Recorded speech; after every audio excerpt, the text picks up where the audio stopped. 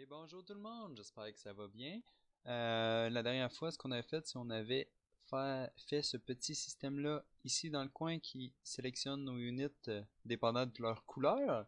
Mais je me suis dit, ouais, c'est triste un peu juste des bandes de couleurs comme ça. Donc aujourd'hui, ce qu'on va faire, c'est mettre des petites images. Dans le fond, ça va être comme l'image de profil de chacun de nos petits units qui vont vraiment représenter ce que la unit allait. Donc si elle a de l'équipement et tout, ça va prendre une photo de son équipement aussi avec. Si vous voulez que ça prenne en photo d'autres acteurs, donc si mettons votre unité a là un animal de compagnie ou quelque chose comme ça va aussi le prendre en considération si vous voulez. Donc vous pouvez vraiment, le système va vraiment permettre de personnaliser l'image de l'avatar dans le fond que vous voulez représenter dans le petit coin ici. Donc on va y aller tout de suite. Pour commencer, je vais ouvrir notre BP Unit parce que ça va être là-dedans qu'on va faire tout le gros travail. Et on va tout simplement commencer par lui mettre un Scene Capture Component. Dans le fond, ce Capture Component-là, ce qui va nous permettre, c'est tout simplement de prendre une photo de la unit. Donc c'est comme une caméra qui se promène sur notre unit. Et je vais juste mettre une petite arrow dessus, juste pour voir dans quel sens que notre Scene Capture regarde. Donc là, je vais juste le placer grossièrement comme ça. Mettons, on va dire comme ça. Là, on peut voir la flèche qui regarde le côté de notre personnage comme ça. On va dire comme ça.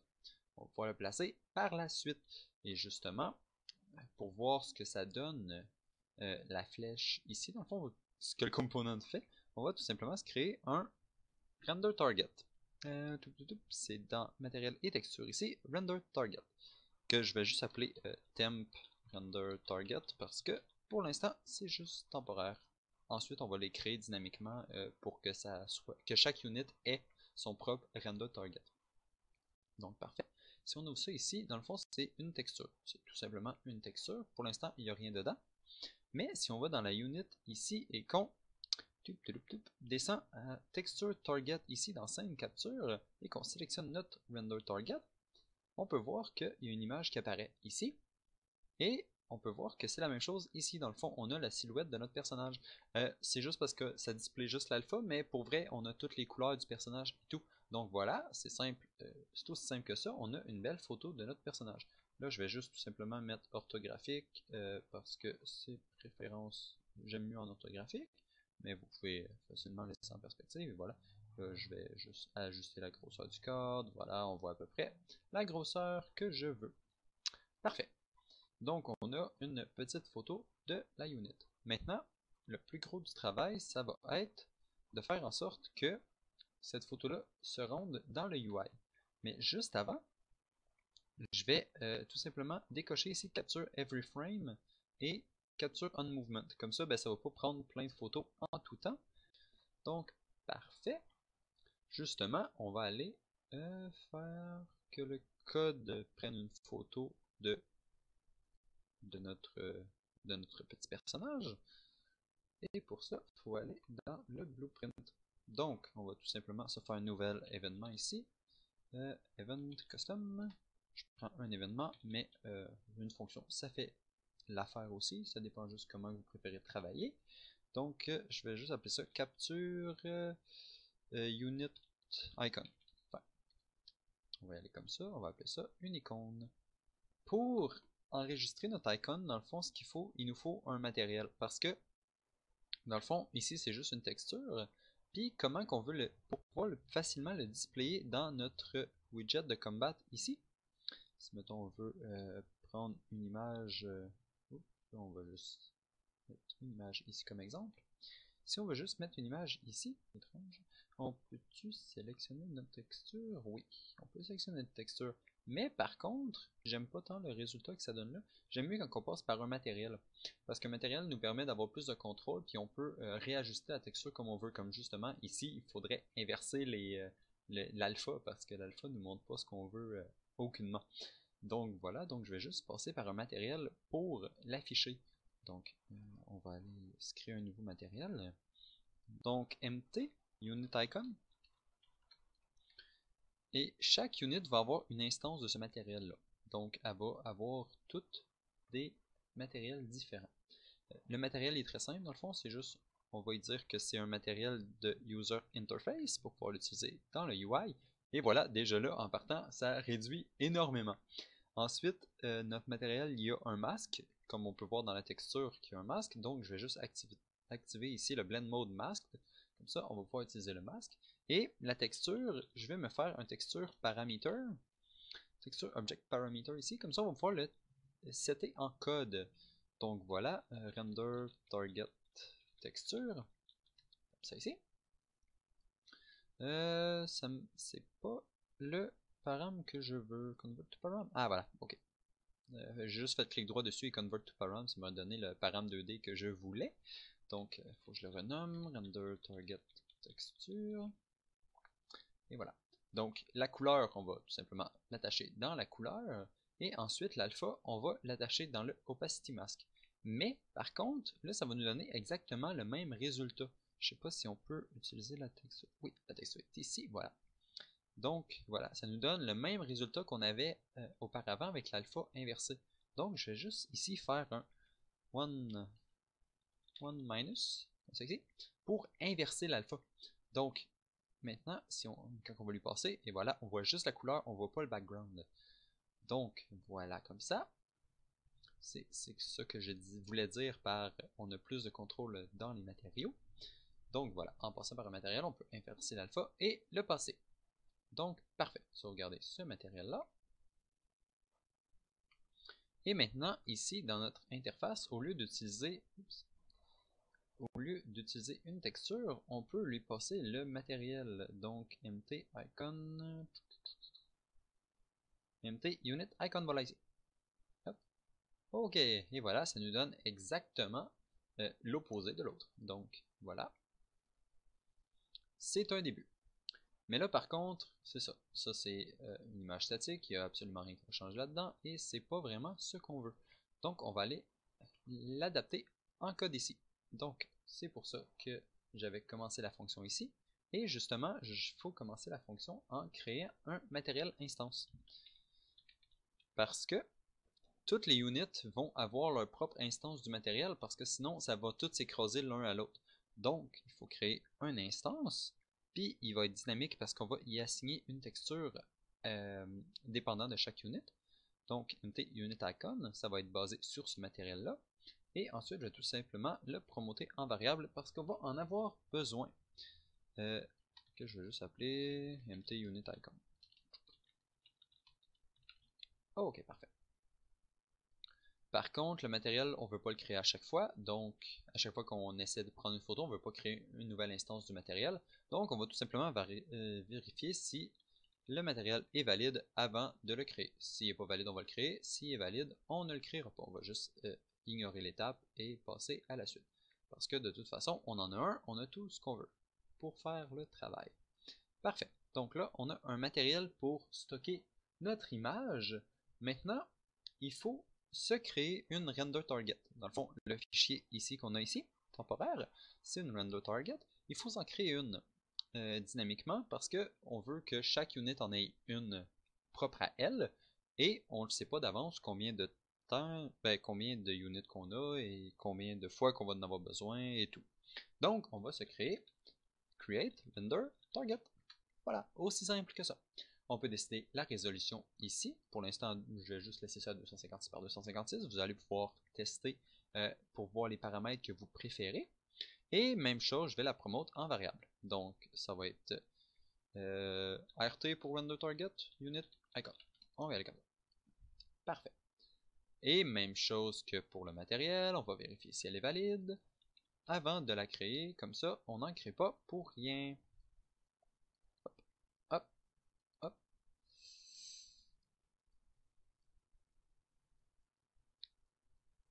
Et on met ça en bas ici. Si jamais elle n'est pas valide, on va en créer une.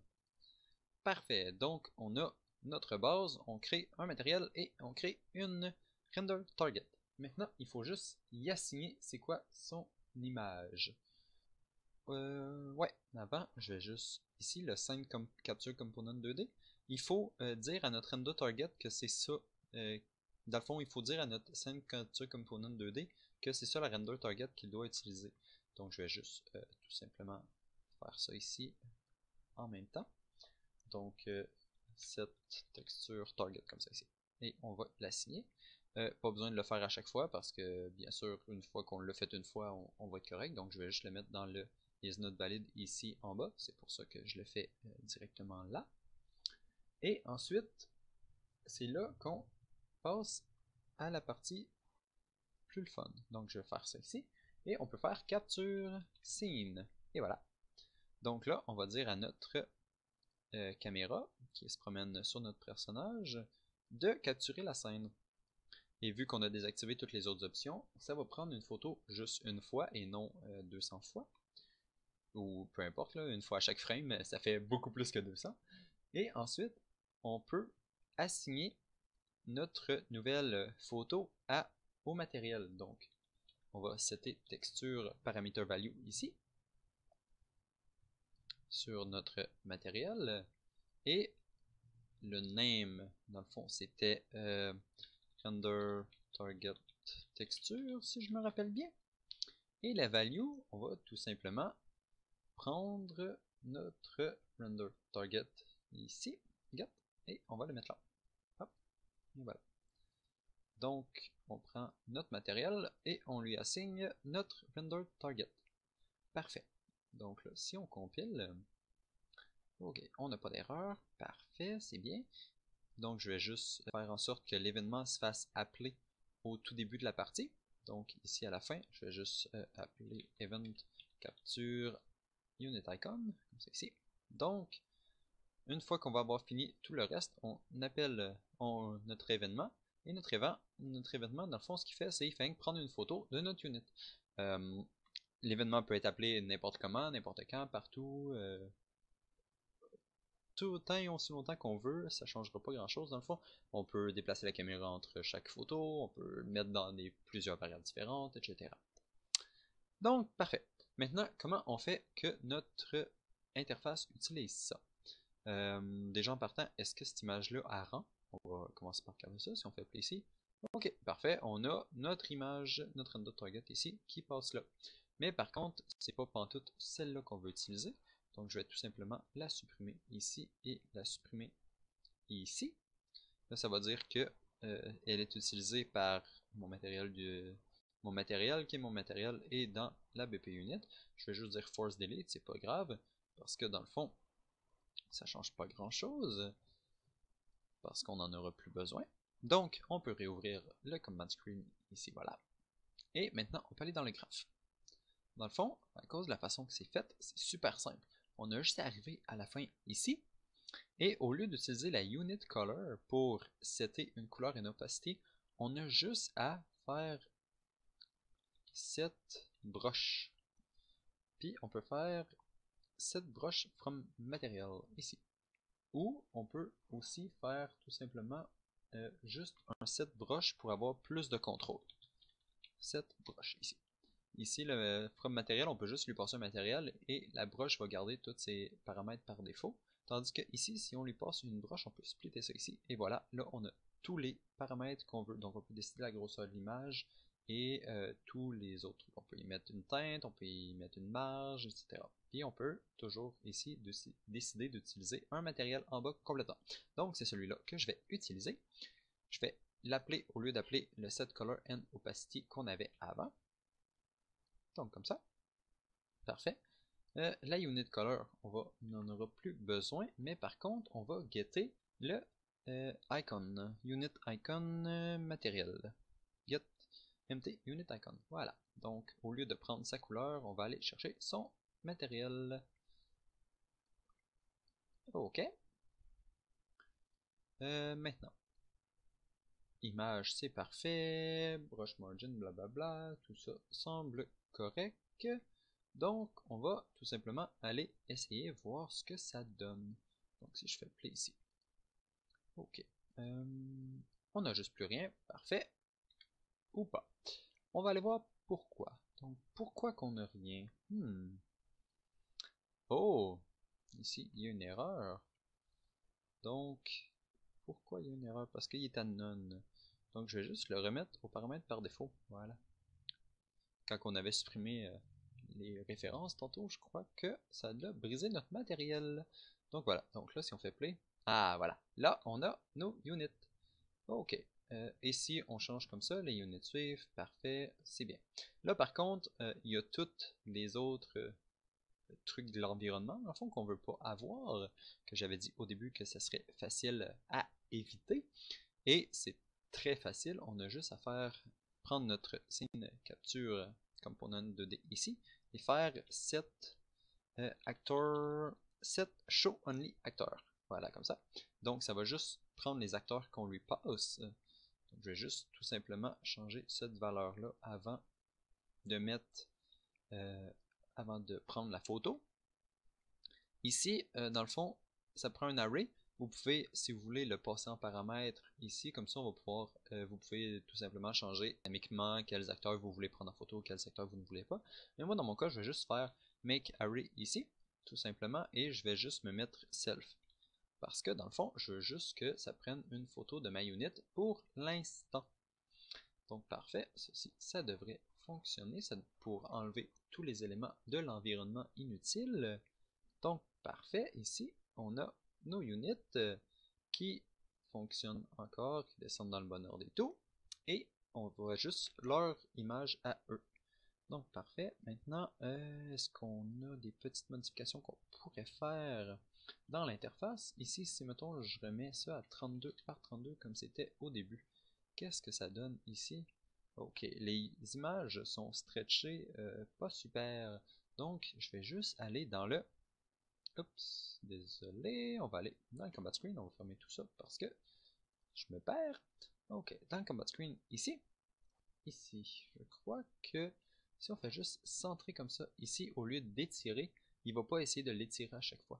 Donc je crois que c'était juste ça. Donc si on fait ça ici, ok voilà. Et voilà, là les images sont beaucoup plus droites, mais là sont toutes petites, donc je vais juste retourner ici et remettre, on va dire 100 par 100, parce que notre render target prend une photo carrée. Donc voilà, et voilà, nos images sont toutes là, nos petits bonhommes, tout comme ça. Là, il ne regarde pas dans la bonne direction, donc je vais juste retourner une dernière fois ici, dans le widget de Combat Screen. Ici, on peut y dire miroir horizontal si on veut, dans les options. Et cette option-là va juste nous permettre de faire que les units regardent dans l'autre sens. Et voilà. Donc, c'était aussi simple que ça, et ça fonctionne dynamiquement avec tout simplement tout le nombre de units qu'on veut. Donc on peut avoir plein de units différentes et comme ça prend une photo directement sur la unit, si jamais on ajoute des nouveaux éléments ou si par exemple la unit rose ici avait un chapeau mais pas la jaune et peu importe, ça va prendre aussi les équipements en compte si vous les ajoutez dans les acteurs à prendre en photo dans le fond, les acteurs show only acteurs, dans ces acteurs-là ici. Si vous les ajoutez là-dedans, ça va prendre tous les acteurs que vous voulez. Donc, même si vous avez un animal de compagnie qui fait pas vraiment partie de cet acteur-là, de l'acteur self, dans le fond, vous allez pouvoir l'inclure. Et même chose, si jamais vous décidez de changer l'apparence de votre personnage, les couleurs et tout, mais ça va prendre en considération tout ça. Donc voilà, vous allez pouvoir prendre des images de votre personnage quand vous voulez. Il faut juste tout simplement appeler la fonction ici qui s'appelle Capture Unit Icon dans mon cas. Et c'est un événement dans mon cas aussi, parce que je suis spécial, on va dire. Bref, donc je vous laisse là-dessus. On se revoit très bientôt. À la prochaine!